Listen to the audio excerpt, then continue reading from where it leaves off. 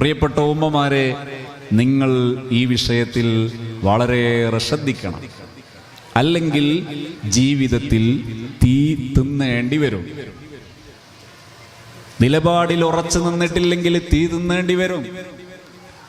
ഡിഗ്രിക്ക് പഠിക്കുന്ന മകൾ ലാസ്റ്റ് ഇയർ ആയ സമയത്ത് മകൾ പറയുന്നു, എനിക്ക് ടൂറിന് പോകണം. കേരളത്തിലെ ഒരു ഡിഗ്രി കോളേജിൽ റെഗുലറായിട്ട് പഠിക്കുന്ന ഒരു പെൺകുട്ടി പറയുന്നു, എനിക്ക് ടൂറിന് പോകണം. എവിടേക്ക്? ഉത്തർപ്രദേശ്, രാജസ്ഥാന്, ഹരിയാന, ജമ്മു ആൻഡ് കാശ്മീർ തുടങ്ങിയിട്ടുള്ള വ്യത്യസ്ത സംസ്ഥാനങ്ങളിലൂടെ കടന്നു പോകുന്ന 10 ദിവസത്തോളമുള്ള പ്രധാനമായും ട്രെയിനിനെ ആശ്രയിച്ചുള്ള ടൂറ് പോകണം. ടൂറിൽ ആരാണ് കൂടെയുള്ളത്? കൂടെയുള്ളത് തൻ്റെ കൂടെ പഠിച്ച ഫ്രണ്ട്സാണുള്ളത്. ഈ ഫ്രണ്ട്സിന്റെ കൂടെ 8ഉം 10ഉം ദിവസം 20ഉം 22ഉം 23ഉം പ്രായമായ സഹോദരിയെ വിട്ടേക്കുന്നതിൽ ഒരു രക്ഷിതാവിന് അസാംഗത്യം തോന്നാത്ത, ഒരു പ്രശ്നം തോന്നാത്ത ഒരു മാനസികാവസ്ഥയുണ്ടെങ്കിൽ നാം പിഴച്ചിരിക്കുന്നു. ഈ സഹോദരിയോട് സ്വാഭാവികമായും മാതാവ് പറയുന്നു, അല്ലെങ്കിൽ പിതാവ് പറയുന്നു, മോളെ ഈ ഒരു പരിപാടി പറ്റില്ല എന്ന് പറയാൻ പറയുന്ന സമയത്ത് പിതാവ് ചോദിക്കുന്നു, അല്ലെ മാതാവ് പറയുന്നു, നമുക്കൊന്നിച്ചു പോകാം.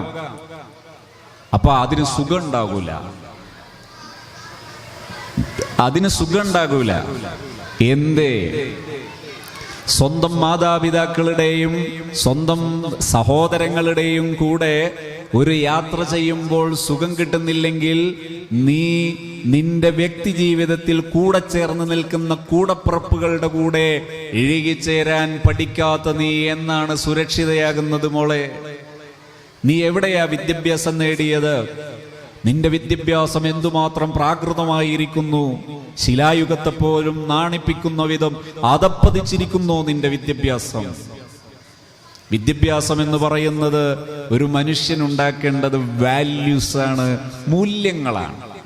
മൂല്യങ്ങളിൽ ഏറ്റവും പ്രധാനപ്പെട്ടത് തൻ്റെ ജന്മത്തിന് കാരണക്കാരാവുകയും താൻ കാല് വളർന്നോ കൈ വളർന്നോ എന്ന് നോക്കി തന്നെ വളർത്തി ഇത്രയും വലുതാക്കിയ തൻ്റെ രക്ഷിതാക്കൾ, ആ രക്ഷിതാക്കളെ തിരിച്ചറിഞ്ഞ് അവർക്ക് തണലാകാൻ കഴിയാത്ത ജീവിതമാണെങ്കിൽ മൃഗം നിന്നേക്കാൾ എത്രമാത്രം നന്നായിരിക്കുന്നു എന്ന് പറയേണ്ടിയിരിക്കുന്നു.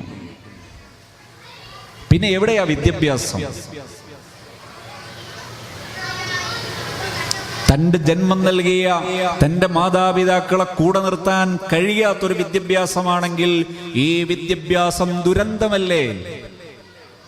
വിദ്യാഭ്യാസം എന്ന് പറയുന്നത് എന്തിനാ? കാട്ടാളനെ മനുഷ്യനാക്കാനല്ലേ? കാട്ടാളനെ മനുഷ്യനാക്കാനല്ലേ വിദ്യാഭ്യാസം? മനുഷ്യനെ മൃഗത്തിന്റെയും താഴെ കൊണ്ടുപോകാനുള്ളതാണോ വിദ്യാഭ്യാസം? ഇരിക്കട്ടെ, എന്റെ വിഷയത്തിലൂടെ ഒന്നുകൂടി ഞാൻ തിരിച്ചു വരുന്നു. ഫേംനെസ് ആണ് ഒരു രക്ഷിതാവിനുണ്ടാകേണ്ട ഏറ്റവും പ്രധാനപ്പെട്ട ഒരു നിലപാട്, ഒരു സമീപന രീതി. കുടുംബമായി ജീവിക്കുന്ന സമയത്ത് നാം ആരംഭിക്കേണ്ട ഏറ്റവും പ്രധാനപ്പെട്ട ഒന്നാണ് നമ്മുടെ ജീവിതത്തെക്കുറിച്ചുള്ള കാഴ്ചപ്പാട്. അതുകൂടി പറഞ്ഞ് എൻ്റെ സംസാരം ഇവിടെ അവസാനിപ്പിക്കാമെന്ന് എനിക്ക് തോന്നുന്നു. കുടുംബജീവിതം വിജയിക്കണമെങ്കിൽ ഇന്ന് ഏറ്റവും കൂടുതൽ ഡൈവോഴ്സ്, ത്വലാഖ്, പിരിയലുകൾ നടന്നുകൊണ്ടിരിക്കുന്ന ഒരു കാലം കൂടിയാണ്. ഡൈവോഴ്സുകൾ ആഘോഷിക്കുകയും കൂടി ചെയ്യുന്നൊരു കാലമാണ് ഇന്ന്. എന്തു അങ്ങനെ വൈകൃതങ്ങൾ ആഘോഷിക്കുക എന്നത് ഇന്നത്തെ ഒരു സവിശേഷതയാണ്. കുറച്ചു മുമ്പൊരിക്കൽ കോഴിക്കോട് പട്ടണത്തിലാണെന്ന് തോന്നുന്നു, ഈ വിവാഹം പിരിഞ്ഞ കുറേ പേര് ഒന്നിക്കുന്നു, പിരിയലുകളെ ആഘോഷിക്കുന്നവർ. എന്നാൽ ഞാൻ തുടങ്ങുന്നത് ചെറിയൊരു സംഭവം പറഞ്ഞിട്ട് തുടങ്ങാം. 2 വിഷയം പറഞ്ഞാൽ എളുപ്പമായിരിക്കും അത് പറയാൻ. ഒരു സഹോദരി, നമ്മൾ ഹാപ്പി സോണിന്റെ ലേഡീസ് ട്രെയിനേഴ്സ് ട്രെയിനിങ് ആരംഭിക്കുന്ന സമയത്ത് അതിലൊരു സഹോദരി ജോയിൻ ചെയ്യുകയാണ്. 4 മക്കളുടെ മാതാവാണ് ആ സഹോദരി. അവര് ആ ട്രെയിനേഴ്സ് ട്രെയിനിങ്ങിൽ ജോയിൻ ചെയ്യാനുള്ള കാരണം തൻ്റെ ഒരു കുട്ടി ഒരു റെസിഡൻഷ്യൽ ഇൻസ്റ്റിറ്റ്യൂട്ടിൽ ഒരു താമസിച്ച് പഠിക്കുന്ന സ്ഥാപനത്തിൽ നിന്ന് ചില പ്രയാസങ്ങൾ നേരിട്ടപ്പോൾ ആ കുട്ടിയുടെ പഠനം മുന്നോട്ട് കൊണ്ടുപോകാൻ പ്രയാസപ്പെട്ടു. അത് പരിഹരിക്കാൻ വേണ്ടിയാണ് ഈ രക്ഷിതാവ് ഈ ട്രെയിനേഴ്സ് ട്രെയിനിങ്ങിൽ ജോയിൻ ചെയ്യുന്നത്. നമ്മുടെ ആ ട്രെയിനിങ്ങിൻ്റെ പേര് ലൈഫ് എൻറിച്ച്മെൻറ്റ് ട്രെയിനിങ് എന്നാണ് അതിൻ്റെ പേര്. അപ്പോൾ അതിൽ ജോയിൻ ചെയ്യുന്ന സമയത്ത് അവരന്ന് ഗർഭിണി കൂടിയാണ്. അപ്പോൾ അവർ പറഞ്ഞു ഗർഭകാലത്ത് ഒരുപാട് അസുഖങ്ങൾ ഉണ്ടാകാറുണ്ട്. ചിലർക്കൊക്കെ അങ്ങനെയാണ്, ഗർഭകാലത്ത് ധാരാളം അസുഖമുണ്ടാകും. അപ്പോൾ ഞാൻ അവരോട് ഓരോന്നും മനസ്സ് തുറന്ന് സംസാരിക്കാൻ പറഞ്ഞു. അപ്പോൾ അസുഖമുണ്ടാകുന്നതിൻ്റെ കാരണം എന്താണ്? ചുരുക്ക വിവരണം ഞാൻ പറയാം. പ്രത്യേകിച്ച് ഗർഭിണികൾക്ക് അസുഖമുണ്ടാകുന്നത് എന്തുകൊണ്ട്? ഗർഭം എന്ന് പറയുന്നത് ഒരു സ്ത്രീയുടെ യൂട്രസിൽ, ഗർഭപാത്രത്തിൽ ഈ എഗ്ഗും സ്പേമും അണ്ടവും ബീജവും തമ്മിൽ സംഗമിക്കുന്നു. സംഗമിച്ചതിന് ശേഷം ഗർഭപാത്രത്തിന്റെ ഭിത്തിയിൽ അത് ചെന്ന് വളരുന്നു, പിടിച്ച് വളരുന്ന വ്യത്യസ്ത ഘട്ടങ്ങളിലൂടെ വളരുന്ന സമയത്ത് ഗർഭപാത്രത്തെ സംബന്ധിച്ചിടത്തോളം ഇതൊരു എക്സ്റ്റേണൽ ഫാക്ടറാണ്, അഥവാ ഒരു ഫോറിൻ ബോഡിയാണ്, പുറത്തു നിന്നുള്ളൊരു കക്ഷിയാണ്. പുറത്തു നിന്നുള്ളൊരു കക്ഷി ഉള്ളിൽ വന്നാൽ സ്വാഭാവികമായും ശരീരത്തിന്റെ പ്രതികരണ രീതി എന്താണെന്നറിയോ? റിമൂവിംഗ് ആണ്.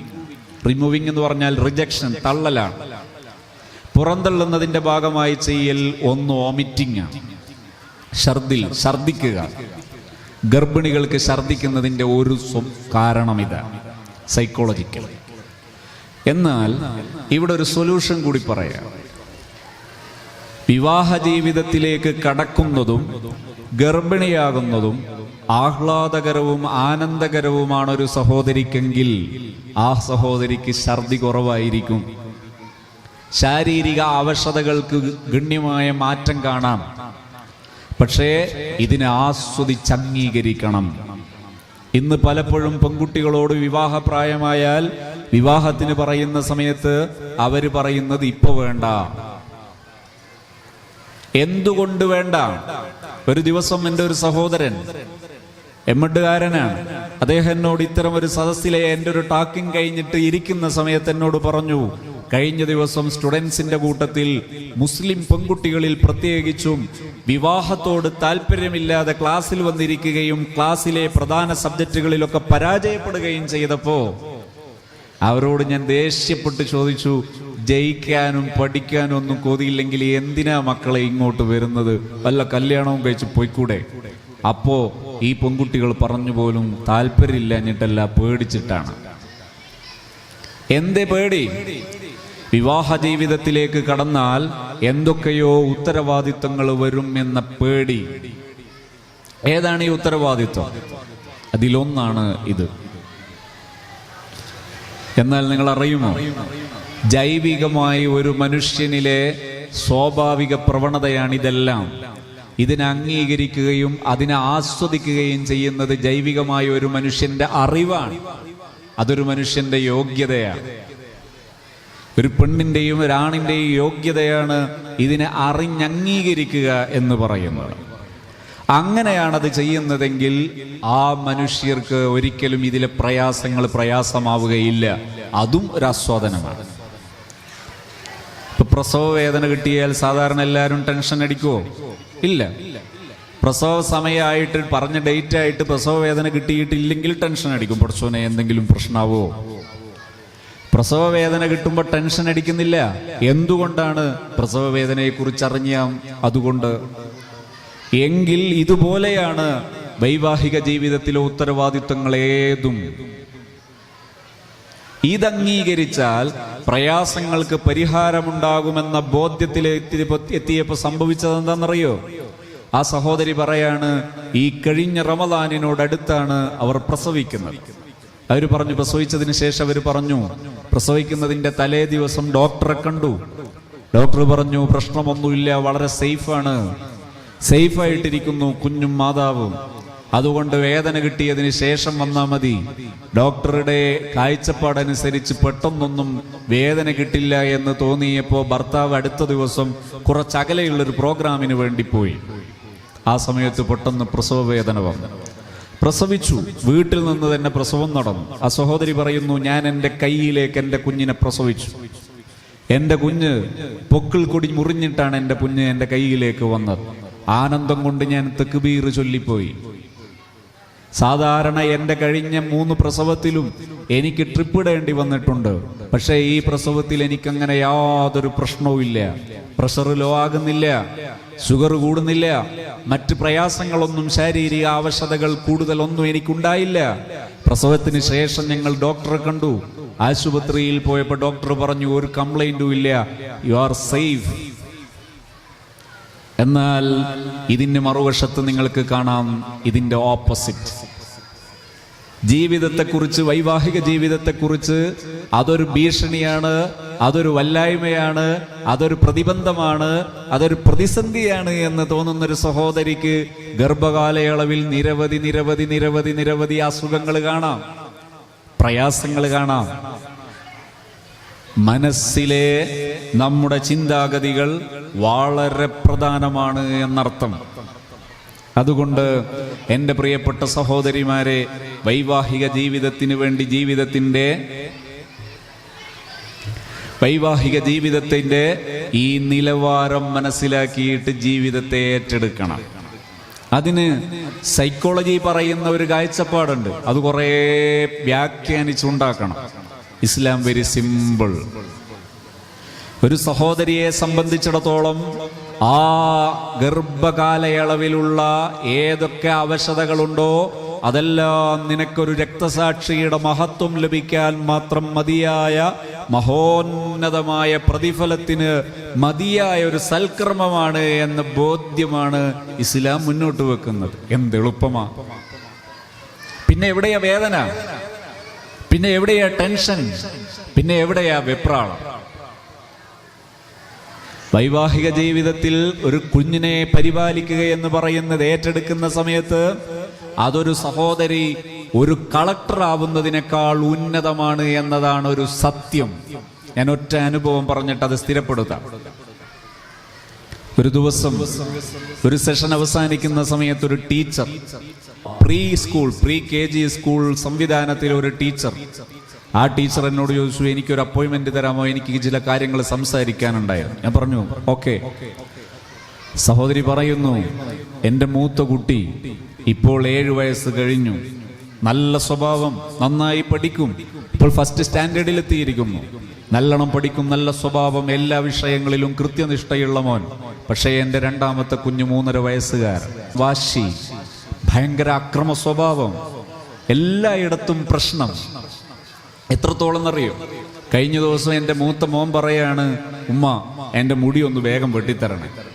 എന്ത് മോനെ? ഈ ഇളയ കുട്ടിയുടെ ആക്രമണം ഭയന്നിട്ടാണ് മൂത്ത കുട്ടി പറയുന്നത് ഇവൻ മുടി പിറിച്ച് പറിക്കും. അതിലുള്ള പേടി കൊണ്ടാണ് മൂത്ത കുട്ടി പറയുന്നത് എൻ്റെ മുടി വേഗം വെട്ടിത്തരണം.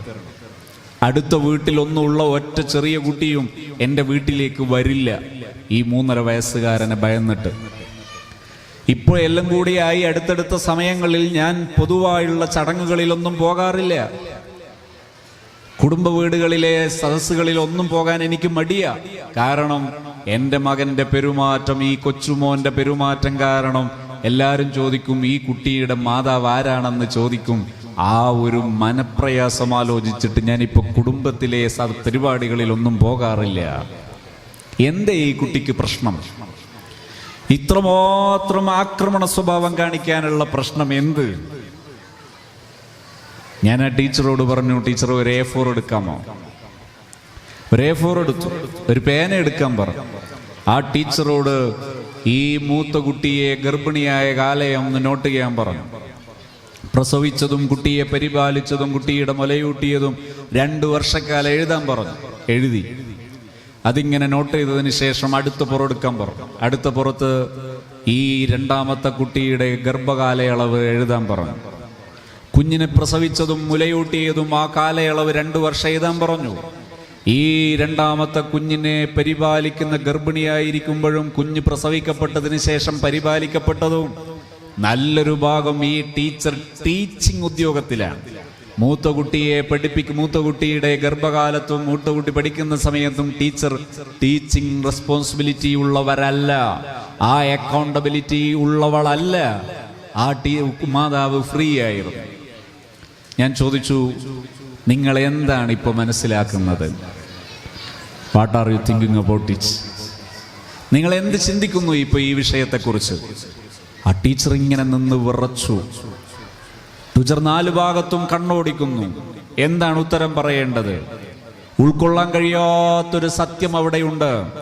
ഒരു സഹോദരി മാതാവായിരിക്കെ കളക്ടറാണ് എന്നതിൻ്റെ പേരിൽ സ്വന്തം കുഞ്ഞിന് നൽകേണ്ട മാതൃത്വം അത് നൽകാൻ പറ്റാതെ നിങ്ങൾ ഈ ലോകത്ത് നിർവഹിക്കുന്ന ഓരോ ഉദ്യോഗവും അത് മനുഷ്യത്വം അല്ല എന്ന് പറയേണ്ടി വരും. ഒരു കുട്ടി ഉന്നതനാകാൻ മാതാവ് ഒരിക്കലും ഔദ്യോഗിക വിദ്യാഭ്യാസമുള്ളവളോ വലിയ ഒരു പ്രൊഫൈലുള്ളവരോ ആകേണ്ട ആവശ്യം ഇല്ല. ഇന്ത്യയിലെ സമുന്നതനായ ഒരു രാഷ്ട്രപതിയായിരുന്നു KR നാരായണൻ. ഇന്ത്യയിലെ സമുന്നതനായ ഒരു രാഷ്ട്രപതിയായിരുന്നു APJ അബ്ദുൽ കലാം. ഇങ്ങനെ എത്ര വേണം നിങ്ങൾക്ക്? ലോകോത്തര നിലവാരമുള്ള സയന്റിസ്റ്റുകളും തോമസ് ആൽവ എഡിസൺ ഉൾപ്പെടെയുള്ള ലോകോത്തര നിലവാരമുള്ള എത്രയെത്ര വിദ്യാഭ്യാസ വിചക്ഷണന്മാരെ വേണം? എത്ര വലിയ സയന്റിസ്റ്റുകൾ വേണം? പ്രിയപ്പെട്ടവരെ, അവരൊക്കെ ഉന്നതരായതിന്റെ പിന്നിൽ ഒരു മാതാവുണ്ടായിരുന്നു. ആ മാതാവ് ഒരിക്കലും ഔദ്യോഗിക വിദ്യാഭ്യാസത്തിന്റെ പേരിൽ സമൂഹത്തിലെ ഏതെങ്കിലും ഉദ്യോഗങ്ങൾ നിർവഹിച്ചവരല്ല എന്നത് സുതരാം വ്യക്തമാണ്. ആലോചിച്ചു നോക്കൂ. സഹോദരിമാർക്ക് ഇപ്പോൾ നേഴ്സാകാനുള്ള വ്യഗ്രതയാണ്, അക്കൗണ്ടന്റ് ആകാനുള്ള വ്യഗ്രതയാണ്. ഞാൻ എതിരല്ല, പക്ഷേ നിങ്ങളുടെ ഉത്തരവാദിത്വങ്ങൾ നിർവഹിക്കപ്പെട്ടതിന് ശേഷമായിരിക്കണം അത്. എന്തിനാ നിങ്ങൾ ജോലി ഏറ്റെടുക്കുന്നത്? ജീവിക്കാൻ വേണ്ടി. ജീവിതം എന്താണ്? ഇവിടെ നമ്മൾ പിഴക്കുന്നു. കഴിഞ്ഞ ദിവസം നല്ല എഡ്യൂക്കേറ്റഡ് ആയ ഒരാൾ എൻ്റെ മുമ്പിൽ നിന്ന് നമ്മുടെ ലൈഫ് എൻഗേജ്മെന്റ് ട്രെയിനിങ്ങിന്റെ ഭാഗമായി ഇരിക്കുന്ന സമയത്ത് എന്നോട് പറഞ്ഞു, എനിക്കിതൊന്നും ഉൾക്കൊള്ളാൻ പറ്റുന്നില്ല. ഞാൻ ചോദിച്ചു, വൈ നോട്ട്? എന്തു പറ്റി? അദ്ദേഹത്തിന്റെ മറുപടി, എൻ്റെ ഭാര്യ നല്ല വിദ്യാഭ്യാസമുള്ളവൾ, സൈക്കോളജിയിൽ PG MSc സൈക്കോളജി എടുത്തവൾ, അവൾ ട്രെയിനിങ്ങിന് പോകുന്നവളാണ്.